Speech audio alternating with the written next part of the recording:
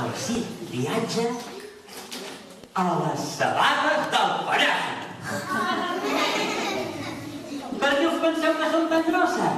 Fiqueu-vos dins les sabates d'un pallasso i ja ho veureu, ja ho veureu.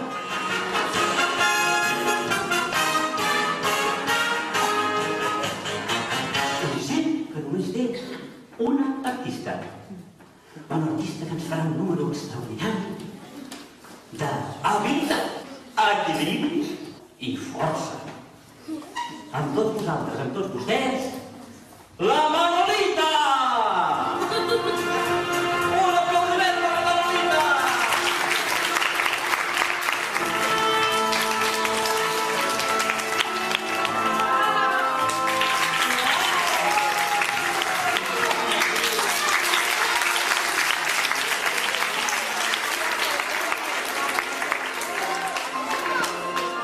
La Manolita, la reina de l'equilibri! I en un circ molt gran em van explicar la història d'un fatí. Estava gritant: auxili, sisplau! Auxili, per favor, sisplau, m'ajudiu! Auxili! La pobra amazona cridava.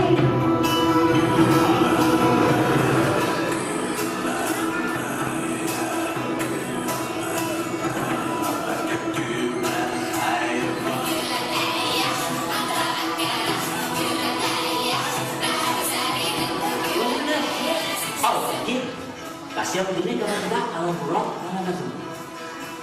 Va agafar l'espalmeta que il·luminava la seva dolor i va deixar una flamarada.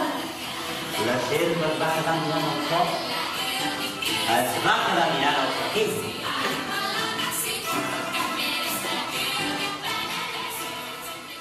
I el faquer, amb un sol gest, la va fer fora de l'envolop de l'Amazona. I vet aquí un malabarista, vet aquí un trapecista. Aquesta història ja està vista.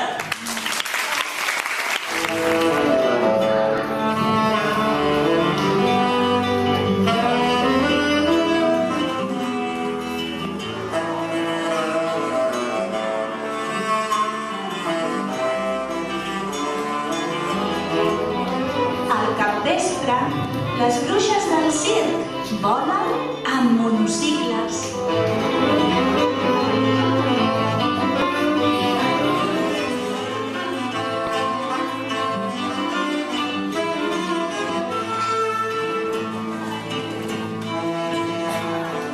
A vosaltres us fa riure el circ? El pallasso? El pallasso de la blanca. Es havien dit sempre que era el pallasso seriós. Es pensava que feia riure els pallassos amablement. I també com si no hi fos. És clar, això el posava una mica trist.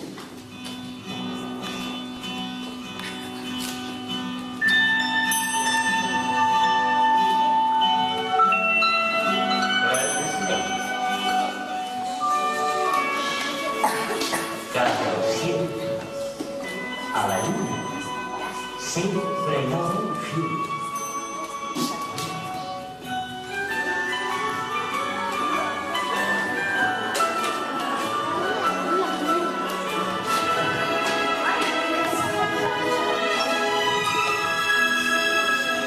El pallasso de la blanca, a cada gest que feia, li brillava més i més el seu vestit.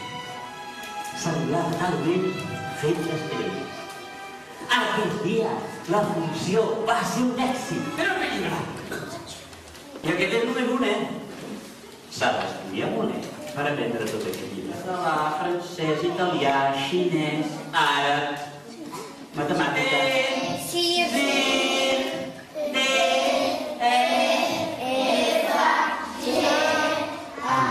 Posar un nas de pallasso que sempre portava a la meva butxaca.